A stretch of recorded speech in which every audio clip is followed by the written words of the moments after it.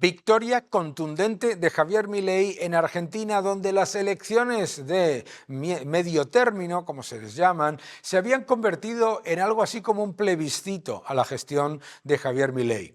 En los últimos días, particularmente semanas, se había generado toda una campaña de calumnias y de ataques a la gestión de Javier Milei, entre otras cosas, porque como la izquierda y el peronismo se habían unido, se pensaba que las elecciones regionales de Buenos Aires iban a ser un termómetro de lo que traía la economía y la política en los próximos meses. Ha sido lo contrario.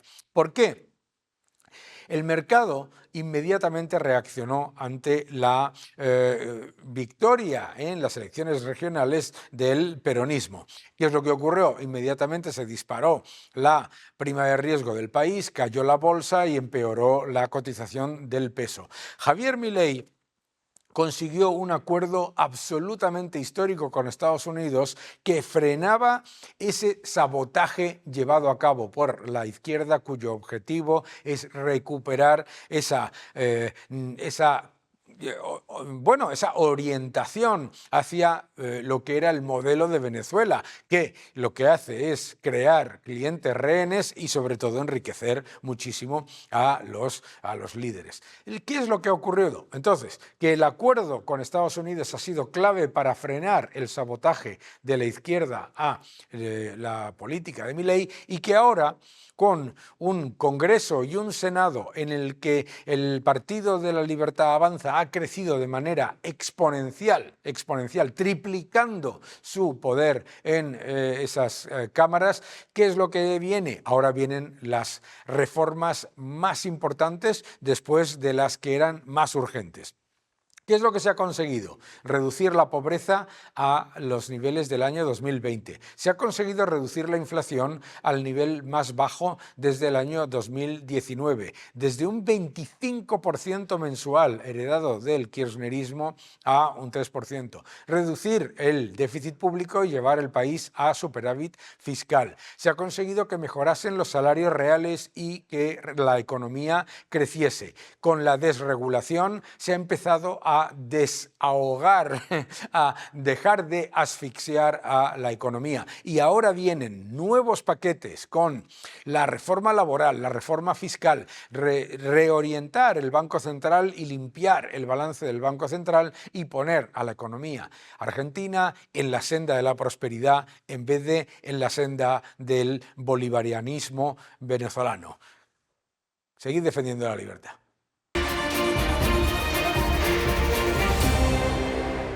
La libertad avanza y las elecciones en Argentina han sido un jarro de agua fría para esa socialdemocracia plañidera y sobre todo para las intenciones de la izquierda en Argentina, esa ultraizquierda peronista, de reinventarse bajo un nuevo nombre, obviamente, y sin cambiar nada, y de intentar ganar poder. Y ha sido todo lo contrario. Para hablar de todo eso y de qué es lo que podemos hacer en el mercado actualmente, vamos a hablar con mi buen amigo Gustavo Martínez. ¿Cómo estás, Gustavo? Muy bien, Daniel, encantado de estar contigo. Qué bueno.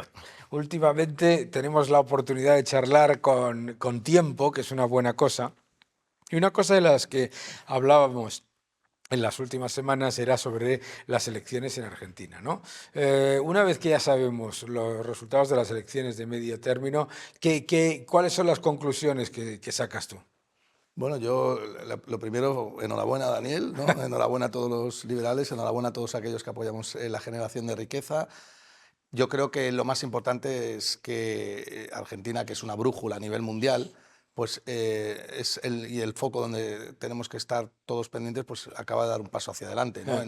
En un all-in que era clarísimo, después de ese tropiezo, pseudo tropiezo que había tenido con las elecciones en Buenos Aires, pues ahora el mercado ha hablado y ahora está hablando, ¿no? Porque estamos viendo en el overnight cómo todo está subiendo un 15, un 20%, cuando abra el Merval yo imagino que abrirá con grandes subidas y también tendremos grandes subidas de los bonos, alternativamente bajadas de las rentabilidades, con lo cual el mercado probablemente esté dispuesto a financiar a Argentina ahora más barato que ayer, ¿no? Y eso es una buena noticia para Argentina y para el resto del mundo, ¿no? Que estamos viendo un claro avance hacia esa lucha contra el socialismo y la expropiación, ¿no? Yo creo que desde luego la victoria, una victoria tan contundente, recuerda que además ha ganado en Buenos Aires, Sí, sí. donde se decía que era o sea, se decía que era el termómetro de las elecciones Mm. de medio término, los resultados de las elecciones regionales. Y yo creo que es muy importante porque fíjate que cuando tuvo el tropiezo que tú has comentado de las elecciones regionales, inmediatamente la caída del Ujú. peso, el aumento de la prima de Mm. riesgo, la caída de las bolsas, se le achacaron a Milei. Sí, sí. Una cosa increíble. No a la evidencia de que había miedo a que volviese Ujú. el peronismo. Y claro, hoy ya verás, ya lo verás, ¿eh? No habrá nadie que diga se dispara la bolsa, baja la prima de riesgo porque ha ganado Milei. Pero yo creo que es muy importante, sobre todo, porque como llevamos con, hay como una obsesión por parte de los medios de comunicación mainstream de que fracase, de que Mm. esto fracase y que se vuelva al socialismo, ¿verdad? Y yo creo que es un gran acicate en cuanto a lo que realmente quiere la gente, ¿no? Bueno, yo creo que la gente lo que no quiere, no sabemos lo que quiere, ¿no? En general, Daniel, pero lo que La gente lo sabemos, que quiere es vivir tranquila. claro, lo que sabemos que no quiere es que haya una inflación de 3 dígitos. Es que a mí yo no entendía cuando en las regionales salieron esas tan malas decisiones. Pero ¿qué es lo que queréis? ¿Volver al socialismo, al comunismo, a toda esa expropiación silenciosa vía inflación Mm. que ha llevado a Argentina a empobrecerse a un ritmo de 2 pobres por cada 4 personas que hay allí? Eso no tiene ningún sentido, ¿no? Mm. Entonces, por eso decía Daniel que la importancia de las elecciones de hoy. Fíjate que hemos visto grandes entradas en el mercado overnight de Mm. dinero y todo lo que va a quedar durante el día, ¿no? Y sobre todo lo que tienen que entender la gente es que Argentina se va a financiar muchísimo más barato. Es decir, que desde esta victoria de hoy, Argentina va a ganar en riqueza en términos relativos porque al conseguir financiarte más barato reduces el déficit, ¿no? Yo creo que eso es absolutamente esencial. Ha conseguido eliminar el déficit fiscal y ahora llevar a cabo la segunda parte de las reformas. Ahora viene la parte del león, Ujú. ¿de acuerdo? Aquí se ha conseguido frenar la sangría de la herencia envenenada del peronismo, pero ahora viene una gran batería de medidas de desregulación, una reforma Ujú. laboral muy potente. Ujú. La legislación laboral en Argentina es todavía más onerosa que la española, ¿eh? Y por lo tanto, pues yo creo que eso son factores muy válidos. Y yo creo que sobre todo una lección para todos los partidos de centro derecha de Occidente, ¿no? Que es que hay que dar la batalla cultural y que hay que abandonar la socialdemocracia, que es la ruina, ¿no? Sí, además ya han anunciado, ¿no?, que allí van a bajar IRPF, van a bajar IVA, es decir, todas las medidas que son ciertamente liberalizadoras del mercado. Es que la socialdemocracia tiene mucho componente de la izquierda, Daniel, ya sea por el lado de la derecha o por el lado de la izquierda, ¿no? Entonces, todo aquello que favorezca al dinamismo de una economía y de un mercado, pues es, en Mm. términos de libertad, pues lo mejor que le puede pasar al ser humano, ¿no? En el otro lado del charco tenemos a Francia, Ujú. donde ahora parece que los socialistas llegan a un acuerdo con el partido de Macron para pasar unos presupuestos en los que de nuevo no se va a reformar ni las Ujú. pensiones, ni el gasto, ni nada. ¿Qué solución ves tú en Francia? Yo no le veo solución. Yo lo que creo es que al final eso terminará por impactar en los bonos. Claro que tú sabes que hay mucho intervencionismo oculto y mucha amenaza de compra en el mercado secundario por parte Mm. del Banco Central Europeo, pero en última instancia el propio ciclo lo que hará será lo que ha pasado en años anteriores, es que terminará por aumentar los spreads de riesgo con respecto a la tasa libre, pseudo tasa libre de riesgo, que es el bono alemán, que yo creo que ya está perdiendo esa condición en favor de Claro. no sabemos quién tomará ese relevo, ¿no?, en bonos europeos. Yo lo veo complicado, creo que hay un poco de dilexia, ¿no?, financiera, pero sí lo que creo es que Europa, pues estamos ante el principio del fin de un modelo que está fracasando, ¿no? Claro, lo que pasa es que Francia es un modelo que ha fracasado claramente, 3 décadas en estancamiento, un enorme problema social, un enorme problema fiscal. Francia, además, fíjate, es un paradigma de por qué la socialdemocracia fracasa, que es que el contribuyente está harto y asfixiado, pero el que recibe también está harto y asfixiado porque está relegado a ser una subclase dependiente y una especie pues como de gueto, ¿no?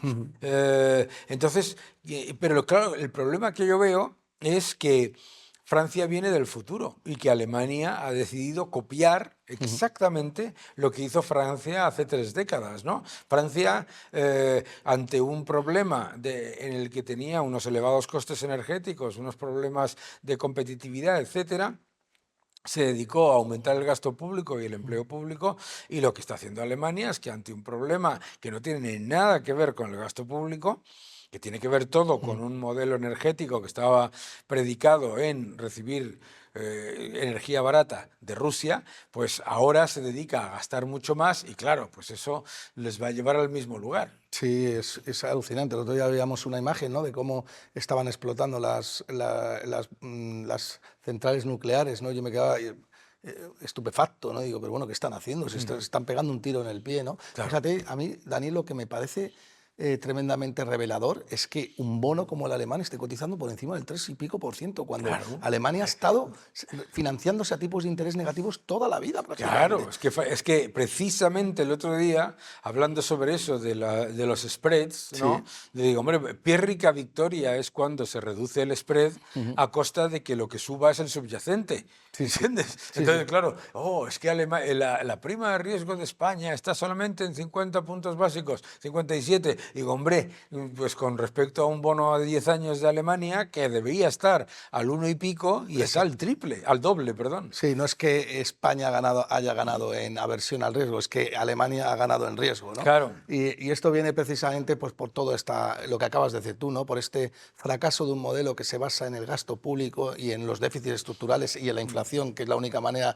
de financiar los dos anteriores. Pero es que Alemania está volviendo al fantasma de la República de Weimar, ¿no? O sea, Vamos. cuando dicen que van a financiar 500.000 millones de dólares vía deuda, Claro. es para llevarse las manos a la cabeza. Digo, estás diciendo que vas a reventar el euro ya directamente, ¿no? Claro, no, estás diciendo, es básicamente una Alemania que parece que ha abandonado los principios que permitieron que el euro fuese una moneda de reserva del mundo. Porque no olvidemos que el euro es una de las dos monedas principales del mundo, entre otras cosas, por esa inflexibilidad y esa responsabilidad de Alemania con respecto al gasto público y la deuda. Y ahora, de repente, un gobierno que ganó las elecciones diciendo que no se iba a endeudar, esto es muy importante, Sí, sí, sí. por el señor Menz, Sí. fue con un mensaje de no endeudamiento, nada más llegar al poder, dice endeudamiento.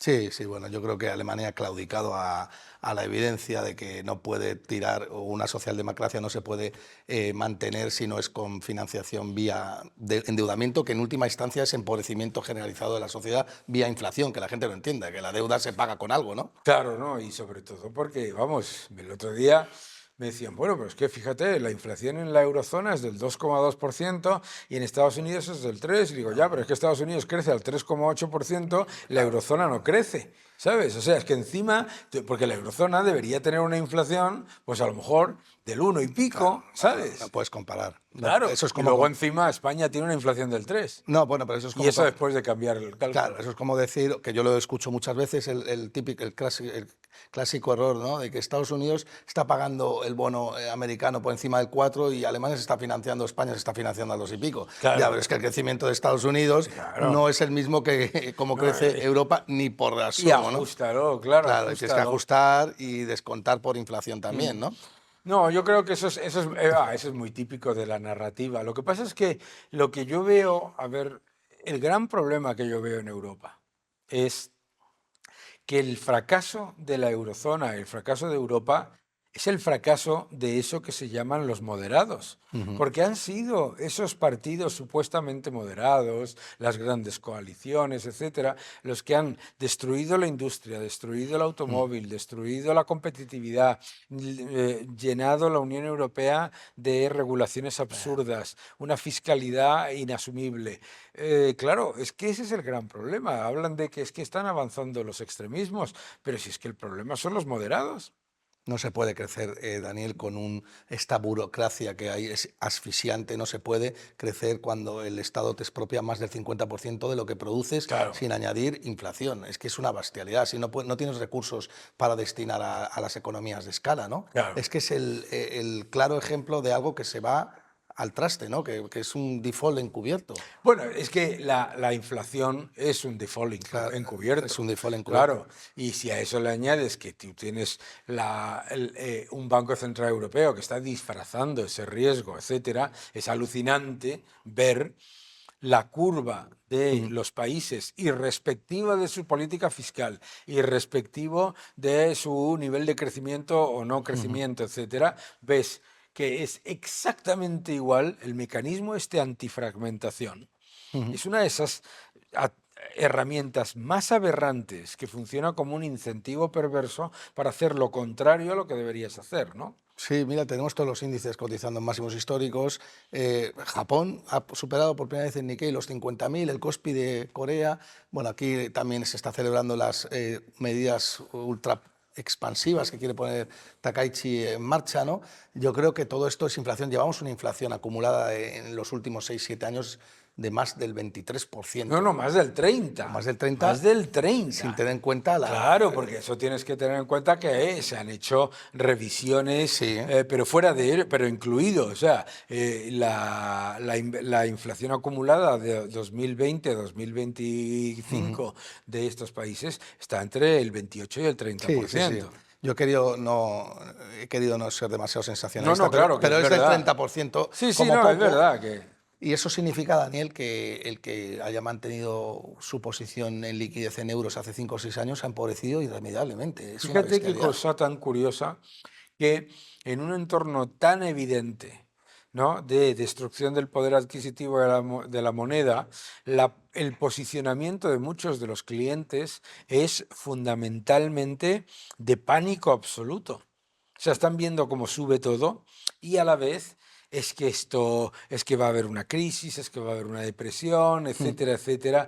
Y a mí me sorprende eso, ¿no? Me sorprende el nivel de pesimismo que Bueno, hay entre los inversores minoritarios fundamentalmente en Europa, ¿no? fundamentalmente en Europa, porque en Estados Unidos estamos en récord, en máximos históricos de inversión a nivel retail. Es decir, creo que prácticamente el 50% de los ciudadanos están comprados e invertidos en bolsa, pero claro, en Europa, solamente en España, Daniel, tenemos 1 billón de euros parados en depósitos bancarios, con una inflación del 30%. Es decir, no solamente te están empobreciendo vía salarios reales, porque tus salarios reales no crecen, sí los nominales, y encima no te deflactan Y los impuestos, claro. no te deflactan los impuestos para que el Estado pueda recaudar más a costa de expropiarte menos, sino que además no te estás protegiendo con la poca riqueza que te deja el Estado, no la estás poniendo en funcionamiento para protegerte de ese malvado impuesto que es la inflación en Europa. Claro, Es que, por eso a mí el ejemplo que has dado antes de Japón me parece paradigmático, ¿no? Porque la gente dice, no, si es que no hay crecimiento, la economía va mal, tal. Pues mira, Japón va fatal y la bolsa está a máximos, pero es que no es que la bolsa esté a máximos, es que está reflejando la destrucción del poder adquisitivo Sí, de la moneda mejor que el indicador del IPC. sí, mucho mejor. Claro, Y donde lo vemos sobre todo es en los bonos de ya, Japón, brutal. sobre todo los de larga duración, que están por un bono japonés por encima del 3%. Eso no se había visto en décadas. Fíjate que yo recuerdo... Con la deflación que había. Yo ¿sabes? recuerdo perfectamente estos de la teoría mágica monetaria que Sí, decían, Japón tiene la fórmula por la cual el Estado jamás se va a financiar a más del 1%. Al 3, Bueno, el triple. todo lo que en la teoría monetaria moderna también habla de que el dinero tiene valor porque es el Estado quien lo crea, ¿no? El neochartalismo, ¿no? Sí, Es una gran falacia, ¿no? Porque si eso fuera real, Daniel, pues un bolívar valdría lo mismo que un dólar, ¿no? no, Y es el que oro no si subiría. eso fuera real, pues obviamente no habría ningún Estado Sí. con problemas fiscales. Claro, Eso lo dices tú muy bien, ¿no? Que claro, Zimbabue sería la primera potencia mundial, ¿no? claro, claro. Y no lo es, ¿no? Eso, Claro, si lo que le da valor al dinero es que el Estado lo emita, pues entonces tendrías una situación absolutamente maravillosa en la que jamás se habría dado la República de Weimar que tú sí. comentabas. Bueno, pues el mercado se va para arriba. ¿Y hay algo que a ti te guste particularmente ahora mismo? Bueno, el mercado se va para arriba, Daniel, pero de una manera que no he visto nunca. O sea, Se los va para arriba múltiplos, seguro. yo nunca lo he visto. Lo que estoy viviendo ahora nunca lo he visto. Estos múltiplos exageradísimos en todas las bolsas mundiales a nivel de índices es para tener precaución, pero es un mercado bipolar. Hay cosas que están muy baratas y hay cosas que están muy caras. Y hay cosas que están muy baratas que están relacionadas con algo que tú sabes, que es el petróleo. Yo creo que el petróleo a estos niveles, no sé si va a subir o bajar, lo que sí sé es que el drill, todo el offshore, las productoras de petróleo y tal, están cotizando a unos niveles bastante interesantes, ¿no? Y en el momento en que se pueda subir un poco el petróleo, estos van a dispararse, ¿no?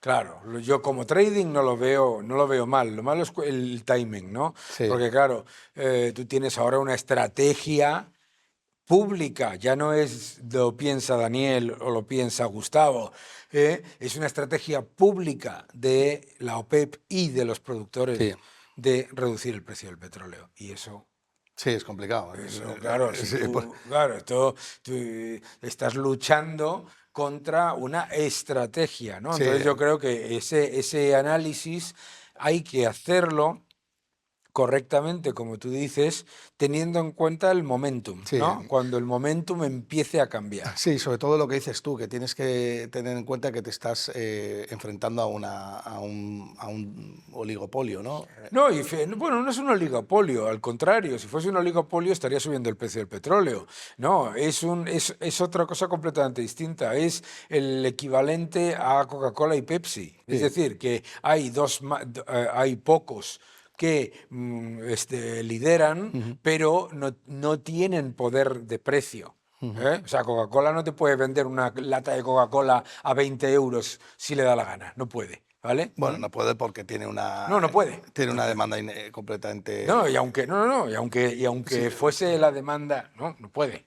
Entonces, lo mismo ocurre en el petróleo, que dice la gente, no, es que si Arabia Saudí decide, no, a ver, si Arabia Saudí decide que suba el precio del petróleo no sube, ¿de acuerdo? Eso yo creo que es muy importante. Pero yo creo que lo que sí que es importante es lo que tú dices, es ir mirando estos sectores en los que hay una oportunidad de valor para cuando cambie la tendencia. Ahora, yo no me pongo delante de una Arabia Saudí que ha aumentado la producción en 2,5 millones de barriles al día en poco menos de 4 meses, ¿eh? no, no, y es cierto que el problema está en controlar o cómo descuentas la oferta, ¿no? Ante Claro, algo tan complicado, pero sí que es cierto que por eso mismo algunos productores de petróleo están cotizando tan penalizados, claro, ¿no? por eso que digo que efectivamente eso genera la oportunidad, pero genera la oportunidad cuando el momentum cambie. Es que Ujú, la IEA estima que este año el ujú. exceso de producción es de 3 millones de Sí, barriles sí, al sí. día, pero que el año 2026 se va a un récord histórico no visto jamás, De jamás se ha 5, ¿no? visto. 5 5 millones de millones, sí. barriles, 5 millones de barriles al día. Que sobran todos los Y días. sobran todos los días.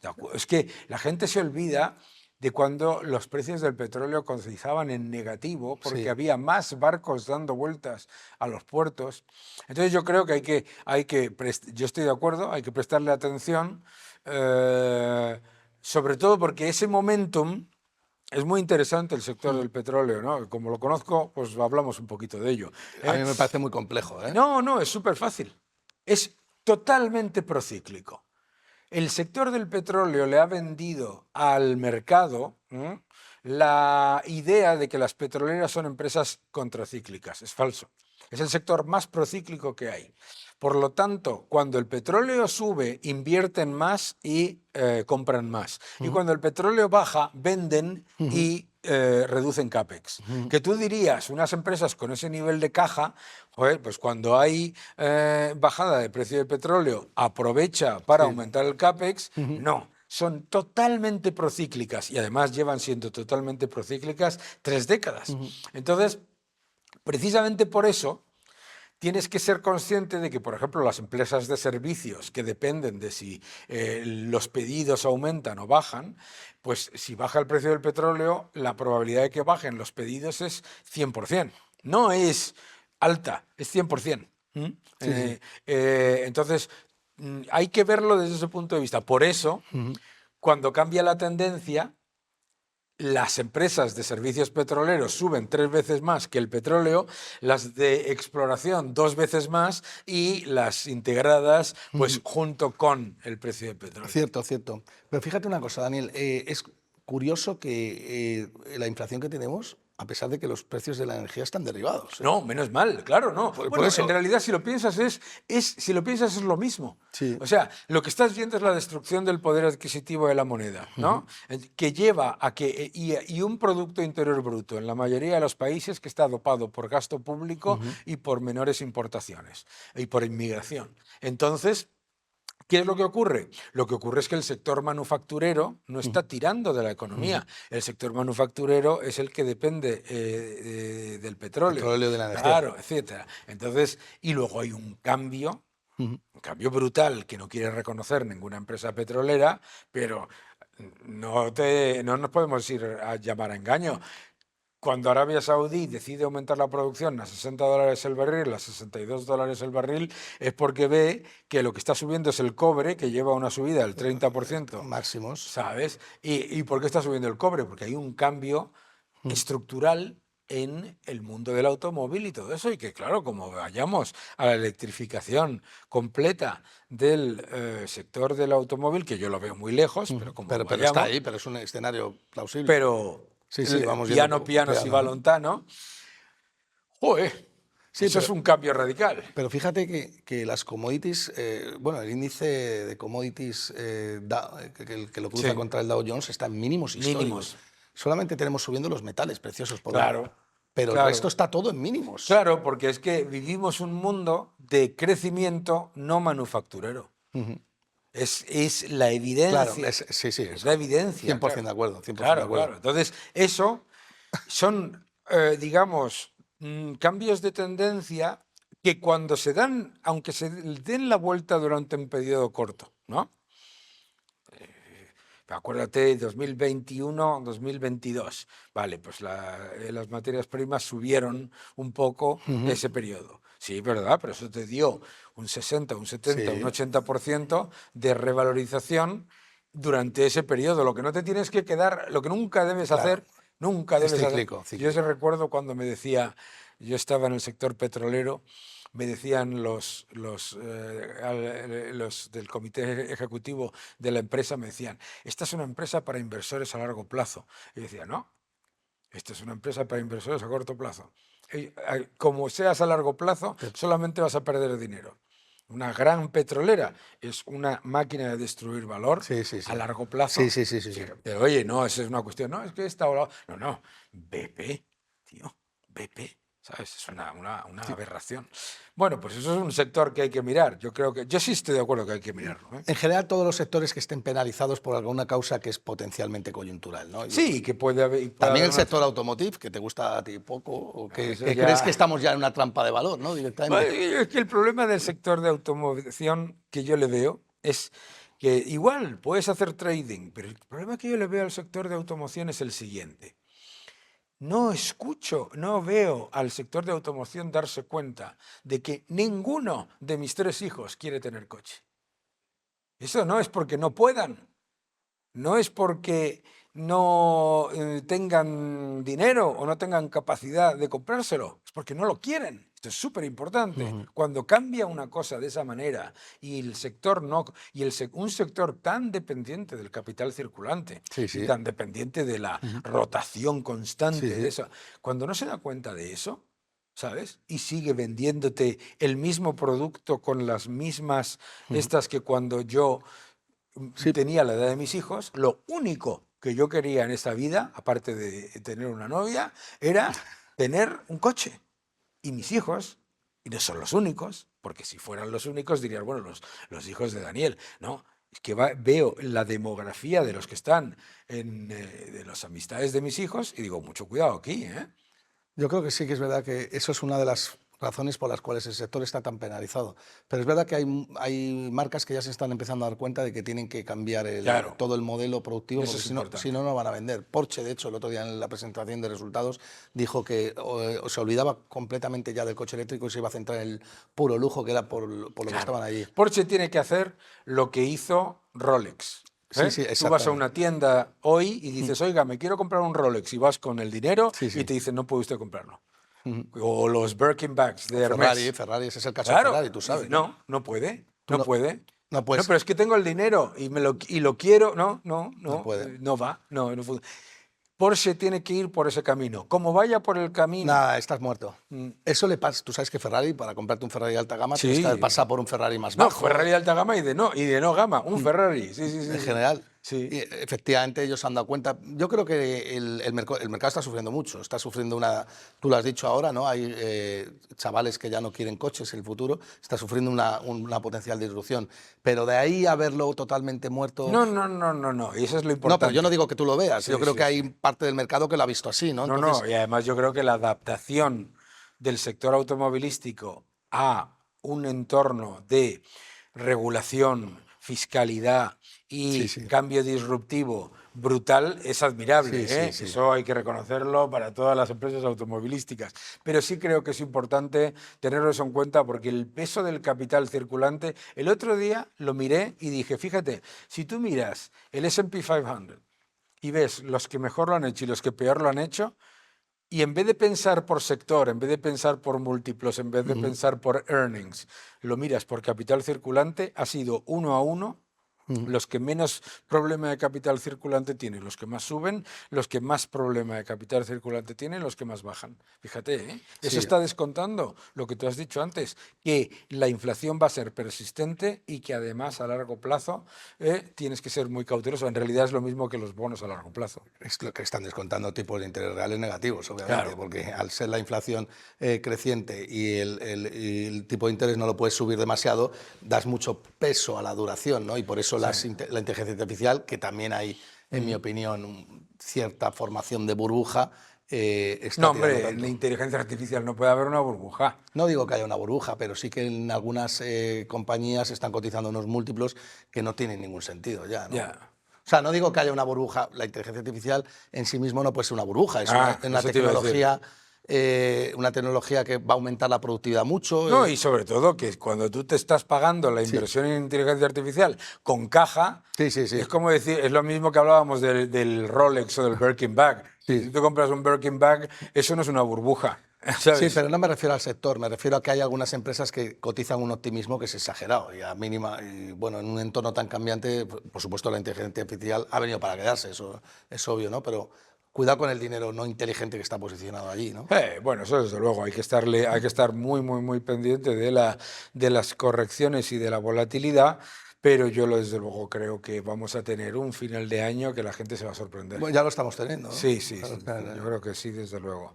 Oye, qué bueno hablar contigo siempre. Hoy estamos hablando de lo más amigablemente, que es una maravilla.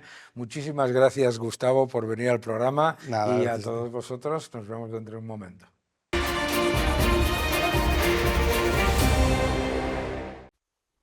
Muy buenas, Daniel. Hoy para Ammonium Markets traigo los últimos datos que acaba de publicar Eurostat y que dejan nuestras finanzas públicas al borde del abismo.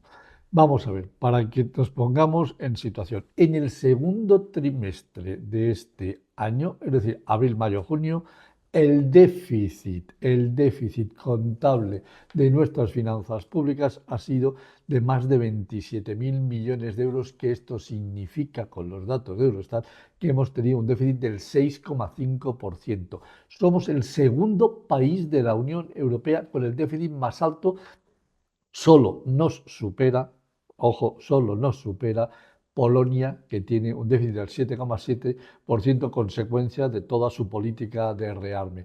Pero superamos con creces, es decir, a Francia. Francia ha vuelto a repetir su 6% habitual y nosotros estamos en ese 6,5%, muy lejos de lo que ha tenido Alemania, que está en estos momentos exactamente, es decir, en un 1,3%, mientras que Italia se queda en el 2% de déficit. Es decir, nosotros tenemos una obligación, es decir, planteada y firmada con la Unión Europea, de tener un tope de límite de déficit del 2,5%, en el segundo trimestre 6,5%. Es cierto que tenemos paga doble, pero también la vamos a tener la paga doble en el mes de diciembre, con lo cual lo que podemos prever es que en ese momento, en el último trimestre, vamos a tener otro 6,5% de déficit, y lo que no sé es cómo vamos a arreglar las finanzas públicas españolas,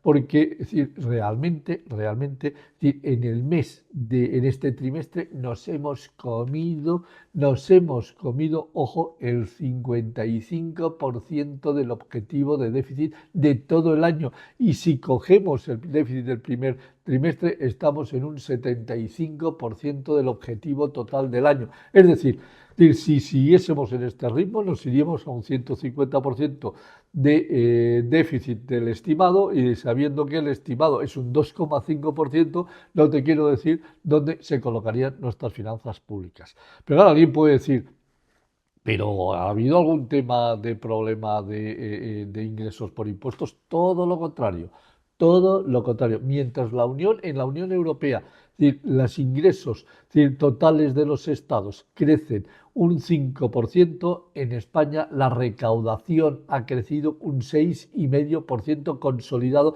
de todas las administraciones públicas.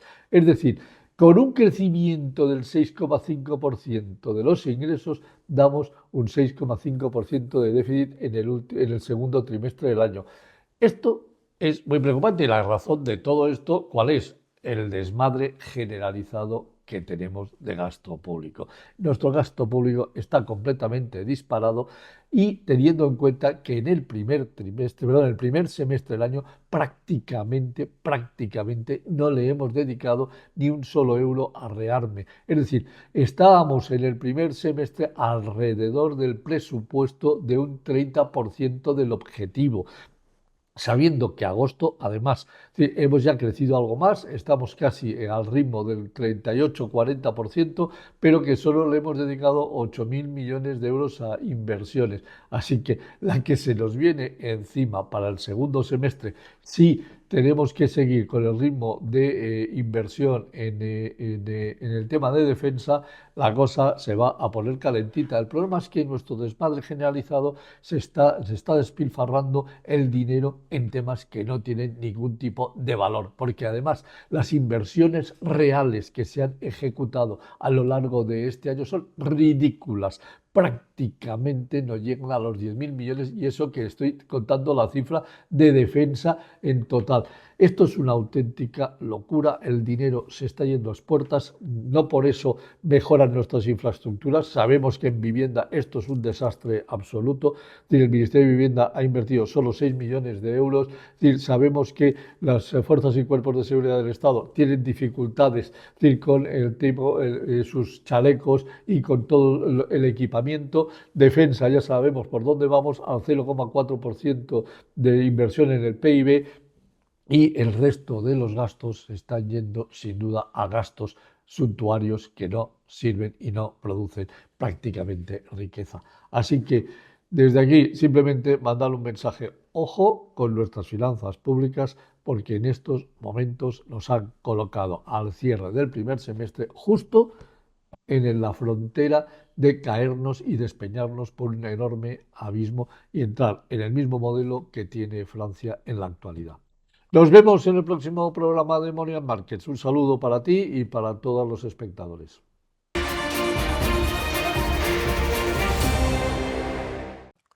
Los últimos datos de inflación de Estados Unidos dan fortaleza a la idea de una fuerte bajada de tipos en las próximas reuniones de la Reserva Federal. Vamos a ver los gráficos de la semana. El primero lo que muestra es cómo la evolución de la inflación ha sido muy positiva, especialmente la inflación subyacente, es decir, se refleja que no hay un efecto de los aranceles en la inflación. La inflación mensual y la inflación interanual muestran ese nivel de evolución absolutamente positivo y desde luego en el camino correcto, y tanto a nivel de precios desagregados como a nivel de precios agregados. Vamos al siguiente gráfico. En este lo veis de manera todavía más clara. Ahí podéis ver cómo los precios de los elementos más importantes para cada ciudadano, el alquiler, el pan, los huevos, la leche, la carne, el pollo, las verduras y la gasolina, etcétera, todos han estado evolucionando de una manera relativamente estable y muy positiva comparado con la evolución desastrosa de la administración Biden. El que se queje por el nivel de precios actual, que le pregunte a Biden y a Harris y su estrategia salvaje de disparar el gasto público y la impresión de dinero. Vamos al siguiente gráfico.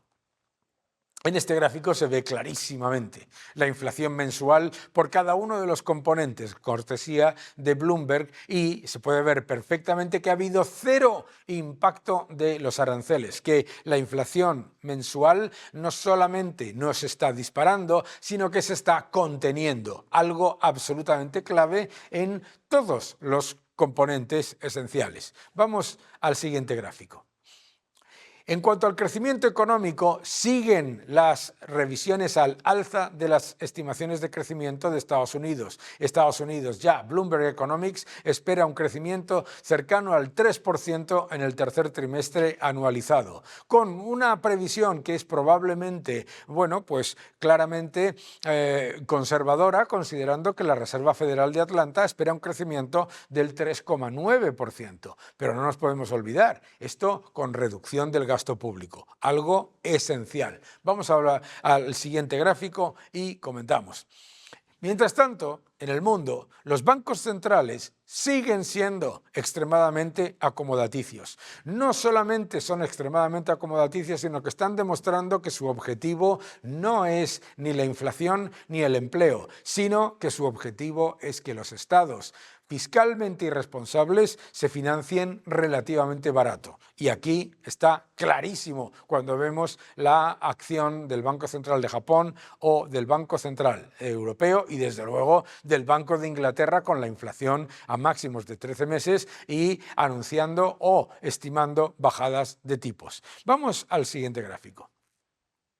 Lo que muestra también el oro es ese entorno en el que hemos hablado, del que hemos hablado en tantas ocasiones, que es el de la destrucción monetaria. Un montón de gente nos está hablando sobre el oro y su caída en los últimos días. Ha caído el oro, hombre, desde 600 a 4.000 euros y después subir a 4.300, bajar a 4.000, obviamente no es una caída. Pero aquí se demuestra cómo el oro ha tenido un comportamiento a medio plazo mejor que la bolsa y, lo más importante, muchísimo mejor que los bonos soberanos europeos y estadounidenses. De hecho, si te preocupa alguna caída, que te preocupe la de los bonos europeos que llevan dando pérdidas 5 años. Vamos al siguiente gráfico.